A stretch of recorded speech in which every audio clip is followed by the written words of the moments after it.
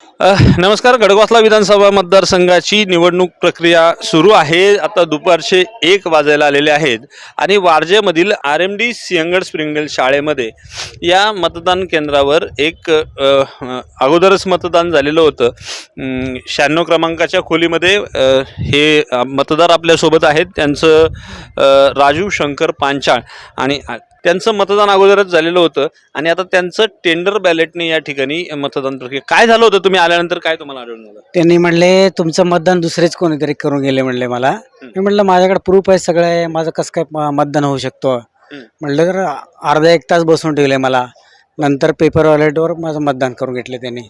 बरं बरं. म्हणजे काय त्यांनी तुम्हाला फोटो ID वगैरे चेक केले? त्यांनी चेक केले. हो चेक केले आणि हाताची शावी वगैरे चेक केले. म्हटलं शावी नाही, हाताला काय नाही म्हटलं. मग असं कसं होऊ शकतं माझं मतदान म्हणून बसलं मी.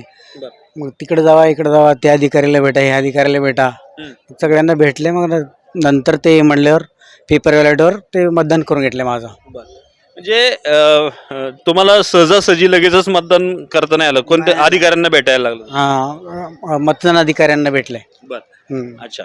म्हणजे सहजासहजी त्यांना मतदान करता आलं नाही, त्यांना दुसऱ्या अधिकाऱ्यांना भेटायची वेळ आली.